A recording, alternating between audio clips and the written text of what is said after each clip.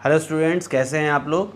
आज हम लोग इस क्लास में प्रोज का lesson number 1 a girl with the basket पढ़ेंगे, जिसके writer mister William C Douglas America के सुप्रीम कोर्ट के जज रहे हैं। इस लेसन में वो हमें बता रहे हैं अपनी उस एक यात्रा के बारे में जो उन्होंने नई दिल्ली से रानीखेत उत्तर भारत तक की। आइए अब इसे एक्सप्लेन करते हैं। I had left new Delhi for the Himalayas. Writer बता रहे हैं कि उन्होंने नई दिल्ली से हिमालयाज तक के लिए निकले। I was going as far as Bareilly by train. Bareilly तक यात्रा उन्होंने ट्रेन के द्वारा की और उसके बाद की यात्रा उन्होंने बरेली से रानीखेत तक कार के द्वारा की। Ranikhet an old British army hill station, एक पुराना एक हिल स्टेशन है, लोकेटेड जो स्थित था ऑन ए 6000 फुट रिज, समुद्र तल से 6000 फुट की ऊंचाई पर, opposite a 120 mile stretch at snow covered Himalayas. इसके दूसरी ओर 120 मील तक बिखरा हुआ बर्फ से ढका हुआ Himalaya. The train was slow, train बहुत ही स्लो चलने वाली पैसेंजर ट्रेन रही होगी। And it stopped at all the way stations. जिस तरह हमारे यहाँ पैसेंजर ट्रेन्स हर छोटे बड़े स्टेशन पर रुकती हैं, वैसी ही ट्रेन में मिस्टर विलियम सी डगलस की यात्रा थी जो हर स्टेशन पर रुक रही थी। At every stop I swung open. Her stop पर स्टेशन पर वो बाहर निकलते थे। The door of my compartment, अपने कंपार्टमेंट का दरवाज़ा खोलकर, एंड वॉक द प्लेटफॉर्म, और टहलते हुए प्लेटफॉर्म तक जाते थे। The platforms were packed with people, Sikhs, Muslims, Hindus, soldiers, merchants, priests, porters, beggars, hawkers. इसमें ये भी दिखाया जा रहा है कि भारत विभिन्नताओं का देश है और इसी तरह से उस प्लेटफॉर्म पर भी भारत के अलग अलग समुदाय, अलग अलग तरह के लोग उसे दिखाई दिए, जिसमें सिख थे, मुस्लिम थे, हिंदू थे, व्यापारी थे, सिपाही थे, पुजारी थे, कुली थे और भीख मांगने वाले भी थे और अपना सामान बेचने वाले लोग भी थे। ऑलमोस्ट एवरीवन वाज बेयरफुट, लगभग हर आदमी नंगे पैर था। And dressed in loose white garments, और हर ढीले ढाले कपड़े पहना था सफ़ेद कलर के। I would ask at least 3 people before I could find one who spoke English. Writer यहाँ पर ये बताना चाह रहे हैं कि जब वो 3 लोगों से बात करते थे तब जाकर उन्हें एक ऐसा आदमी मिलता था जो इंग्लिश समझ पाता था या शायद बोल पाता था। We would talk world affairs. किसके बारे में बातें कर रहे थे वो? दुनिया के बड़े बड़ी समस्याओं के बारे में, टॉपिक्स के बारे में। And every major topic of the day, the news of the day produce, और उस दिन की खबरों में जो भी हेडलाइंस रही होंगी, उस टाइम जो हो रहा होगा आसपास की गतिविधियाँ देश में, उसके बारे में भी राइटर उनसे बात कर रहा था। In this way I was trying to get a feel of the pulse of the nation. इस तरह से राइटर राष्ट्र की नब्ज जानने की कोशिश कर रहा था, पल्स ले रहा था कि देश में कैसा क्या हो रहा है।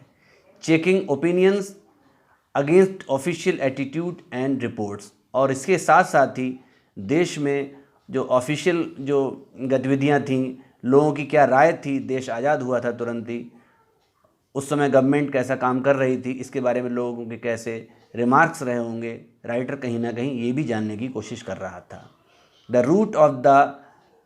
द रूट ले through one of the richest of India's agriculture areas. ये जो रास्ता था, ये भारत का सबसे समृद्ध एरिया है कृषि का। This was the plain of the upper Ganga river. ये उत्तर का इलाका है, गंगा नदी के पास का। हमने शायद पढ़ा होगा उत्तर का विशाल मैदान। 1000 feet above sea level but tropical. ये क्षेत्र समुद्र तल से लगभग 1000 फीट की ऊंचाई पर है, लेकिन उष्ण है, गर्म है। The Ganga was brown silt Solan with flood waters. Ganga का रंग उस समय भूरा मटमैला था। बाढ़ का समय रहा होगा या बारिश का समय रहा होगा, जिसमें गंगा में पानी ज़्यादा होता है। It's overflow in inundating thousands of acres of rice, और लगभग हज़ारों एकड़ का जो क्षेत्र था जिसमें धान की फसल लगी हुई थी, जिसमें पानी दिखाई दे रहा था। To the north were jungles, great expanses of grass higher than a man's head and unbroken except for an occasional clump of trees, the home of tigers, elephants, pythons and cobras. उत्तर का क्षेत्र जंगलों के लिए भी बड़ा मशहूर है। इसमें बहुत ऊंची ऊंची घास दिखाई दे रही थी, आदमी के सर से भी ऊंची, और उस घने जंगलों में कहीं ना कहीं टाइगर्स, एलिफेंट्स, चीते, हाथी, अजगर और कोबराओं जैसे सांपों के घर भी थे। Everywhere else there was flat land running to the horizon.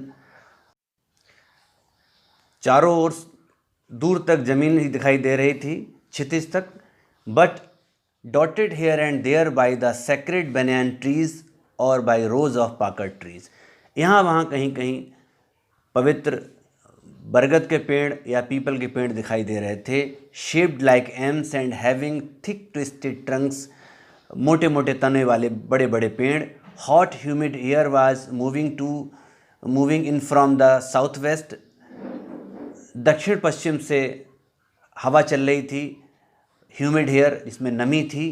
Monkeys, some of them mothers with babies clinging to them and riding underneath song of trees of the station looking for food. बंदर दिखाई रहे थे जिनमें mother monkeys भी थी। वो बंदर जो माँ भी हैं, अपने छोटे छोटे बच्चों को चिपकाए हुए स्टेशन पे इधर उधर टहल रही थी खाने की तलाश में। The villages we passed had walls made of mud mixed with water and cow dung. गाँव में घर दिखाई दे रहे थे, मिट्टी के बने हुए या गाय के गोबर का इस्तेमाल करके उनमें पुताई की जाती है या बनाए जाते हैं, ऐसे भी। Their peaked roofs were thatched, bundle of grass tied to bamboo poles stretches across the rafters। और उनकी छतों पर बांस से बनाए हुए ढांचों पर घास से बनाए छप्पर भी थे। This day the pumpkin vines that grew over them were in bloom, trailing streaks of yellow over drab walls। और मोटी मोटी दीवारों पर, छप्परों पर कद्दू की बेलें, लौकी की बेलें भी दिखाई दे रही थीं। इसमें कहीं ना कहीं ये दिखाया जा रहा है कि भारत का जो गांव है वो कच्चे मकानों का बना हुआ था, जहां गरीबी थी, छप्पर पड़े हुए थे और लोग रह रहे थे। At one station my routine of talking with the people was interrupted। एक स्टेशन पर लोगों से राइटर का बात करने का जो सिलसिला था वो रुका।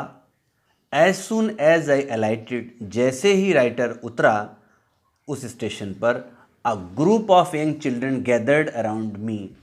एक छोटे छोटे बच्चों के ग्रुप ने, समूह ने राइटर को चारों ओर से घेर लिया। They were selling baskets, वे टोकरियां बेच रहे थे। हैंड वुवन, हाथ की बनी हुई। रीड बास्केट्स, घास की। With simple designs and patterns, बड़े साधारण तरीके से, बड़े अच्छे तरीके से, अलग अलग ढंगों से, नमूनों से बनाए हुए टोकरियां और भी कई सामान रहे होंगे। They held the baskets high, इन टोकरियों को वो हवा में ऊपर उठाए हुए थे। शाउटिंग वर्ड्स, कुछ शब्द बोल रहे थे, चीख रहे थे। I did not know, writer जानता नहीं था, but conveying unmistakably their desire. Writer उनकी भाषा को नहीं समझ रहा था, लेकिन उनकी भावनाओं को समझ रहा था कि ये लोग अपनी टोकरियां, अपना सामान राइटर को बेचना चाहते थे। दीज वर रेफ्यूजी चिल्ड्रन, ये बच्चे शरणार्थी थे। When partition between India and Pakistan was decreed, आज़ादी के बाद 1947 में जब देश का बंटवारा हुआ, भारत और पाकिस्तान दो अलग अलग देश हुए। उस बंटवारे के बाद पाकिस्तान से बहुत से लोग हिंदुस्तान आए। Hundreds of thousands of people pulled up their roots, हजारों लाखों लोगों को जड़ों से उखाड़ दिया गया। एंड चेंज देयर रेजिडेंसेस, और उन्हें अपने घरों को बदलना पड़ा। 9 मिलियन पीपल लेफ्ट पाकिस्तान, ऐसा अनुमान है कि लगभग 90 लाख लोगों ने पाकिस्तान छोड़ा and came to India, Bharat आए। Driven by the fear of religious fanaticism, धार्मिक उन्माद के चलते वो वहाँ से आए या उन्हें वहाँ से भगाया गया। देवर पुअर पीपल, बहुत गरीब लोग थे टू स्टार्ट विद, जब उन्होंने अपना जीवन शुरू किया। They were poor as they begin their long track, लेकिन इतनी लंबी ज़िंदगी के रास्ते में वो गरीब से गरीब तर होते चले गए। For all they could carry was a bit of food, क्योंकि सिर्फ थोड़ा सा खाना ला सके थे। एंड अ फ्यू बिलोंगिंग्स, और कुछ ज़रूरत की चीज़ें लेकर वहाँ से आए होंगे। अपना घर, अपनी ज़मीन, अपना बहुत कुछ वहाँ छोड़कर आए होंगे और वहाँ से चलते हुए जो कुछ भी उनके हाथ में था या ला सकते थे वो लाए होंगे, इसलिए उनकी गरीबी लगातार बढ़ रही थी। सून देवर आउट ऑफ फूड, इसीलिए जल्दी ही उनका खाना ख़त्म हो गया। A few days after they started, कुछ दिनों बाद उन्होंने जगह जगह पर गिरना शुरू कर दिया। They began to fall by the wayside, सड़क के दोनों ओर। From the weakness of hunger, भूख की वजह से, कमजोरी की वजह से। एंड डाइड, और वो मरने लगे। वेयर दे फॉल, जहाँ वो गिरते थे। बाकी का बचा हुआ लेसन हम अगले वीडियो में देखेंगे, क्योंकि वीडियो का टाइम बहुत ज़्यादा होता जा रहा है, और बाकी का जो लगभग आधा लेसन है वो हम नेक्स्ट वीडियो में पढ़ेंगे। Thank you very much.